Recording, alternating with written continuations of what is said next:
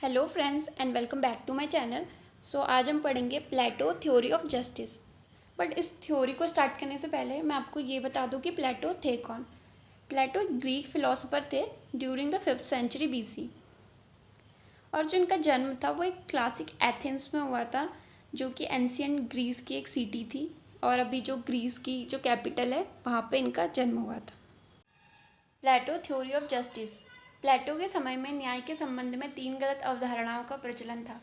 उन्हें क्रमशः परंपरावादी सिद्धांत, उग्रवादी सिद्धांत और यथार्थवादी सिद्धांत कहा जा सकता है। जो प्लेटो थे उनका मानना था कि उनके समय में जो न्याय है उसको लेकर 3 गलत अवधारणाएं फैली हुई हैं। पहली है परंपरावादी सिद्धांत।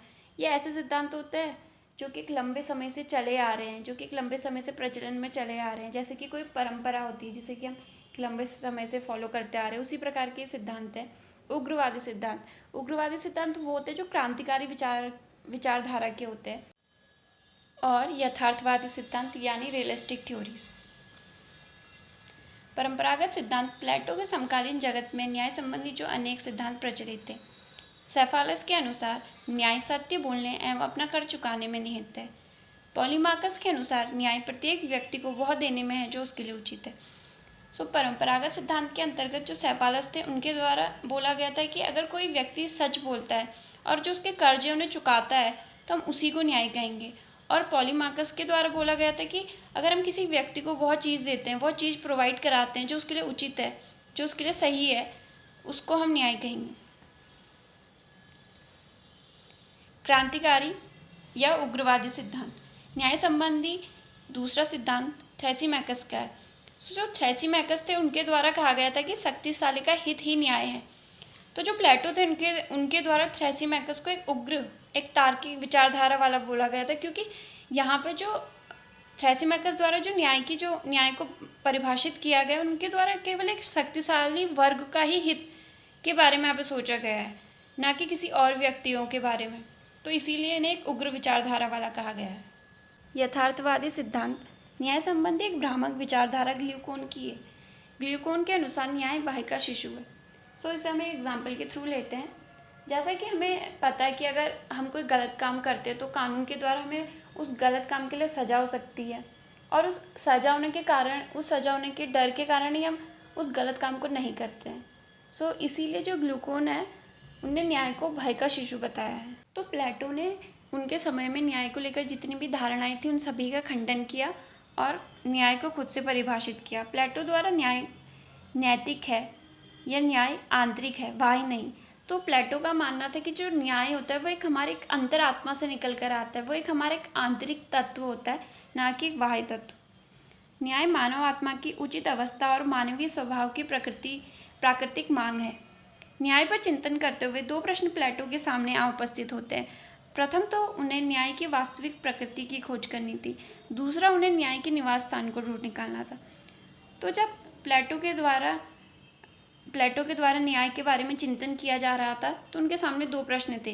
पहला कि न्याय क्या होता है, आखिर न्याय क्या है, उसकी प्रकृति क्या है, और दूसरा कि न्याय को कहाँ ढूंढा जा सकता है, हमें न्याय कहाँ मिलेगा या उसका निवास स्थान कहाँ है। उन्होंने न्याय को 2 भागों में बांट दिया, व्यक्तिगत और सामाजिक। तो फिर प्लेटो द्वारा न्याय को व्यक्तिगत और सामाजिक न्याय में बांटा गया। न्याय व्यक्तिगत न्याय पर आधारित है। न्याय की व्यक्तिगत अवधारणा 3 अंगों में विभाजित है। प्रत्येक व्यक्ति में 3 गुण विद्यमान रहते हैं। इन तीनों तत्वों में एक गुण की व्यक्ति में अधिकता होती है। तो प्लेटो द्वारा व्यक्तिगत न्याय को 3 भागों में बांटा गया है, और ये कहा गया कि क्योंकि ये व्यक्तिगत न्याय है, इसमें व्यक्ति के बारे में बात हो रही है, तो वो जो 3 भाग है वो 3 गुण हैं जो कि एक व्यक्ति में पाए जाते हैं, और इन 3 तत्वों या गुणों में से एक गुण की व्यक्ति में अधिकता होती है कि इन तीनों गुणों में से एक गुण व्यक्ति में बाकी 2 के मुकाबले थोड़ा अधिक होता है। और ये 3 गुण है सत, रज, तम। सत यानी बुद्धि, रज यानी शौर्य एंड तम यानी तृष्णा। तीनों तत्वों में से एक गुण का ज़्यादा होना तथा प्रत्येक व्यक्ति द्वारा अपने गुणों का पालन किया जाना ही व्यक्तिगत न्याय है। तो प्लेटो द्वारा ये कहा गया था कि व्यक्तिगत न्याय के अंतर्गत क्या जो व्यक्ति होता है उसके अंतर्गत ये 3 गुण पाए जाते हैं, और इन 3 गुणों में से जो एक गुण व्यक्ति में दोनों के मुकाबले अधिक होता है, उस एक गुण का पालन करना, उस गुण के अनुसार कार्य करना ही व्यक्तिगत न्याय है। जैसे कि अगर कोई व्यक्ति है उसमें शौर्य अधिक है और वो शासन कर रहा है तो उसे प्लेटो के द्वारा व्यक्तिगत न्याय नहीं कहा जाएगा। अगर व्यक्ति में शौर्य है और वो एक सैनिक या एक रक्षा के क्षेत्र में है तो वो प्लेटो की नज़र में व्यक्तिगत न्याय है। सामाजिक न्याय आधारित है। ये तीनों तत्वों को प्रदर्शित करता है। ये तीनों तत्वों में सामंजस्य स्थापित करता है। कार्य विशेषीकरण पर आधारित है। तो जो तीनों तत्वों को प्रदर्शित करता है, जो सामाजिक न्याय है वो 3 तत्व प्रदर्शित करता है। दार्शनिक शासक यानी बुद्धि की अधिकता, सैनिक वर्ग शौर्य की अधिकता, उत्पादक वर्ग तृष्णा की अधिकता। और ये जो कार्य विशेषीकरण पर आधारित है, इसमें जिस व्यक्ति पर जिस गुण की अधिकता है उसके अनुसार उन्हें कार्य सौंपा गया है। सभी वर्ग अपने कर्तव्यों का पालन करेंगे, दूसरों के कार्यों में हस्तक्षेप नहीं करेंगे। यह सामाजिक न्याय। प्लेटो द्वारा कहा गया कि सभी लोग अपने कर्तव्यों का पालन करेंगे और जो दूसरों के कार्य में उसमें हस्तक्षेप ना करेंगे।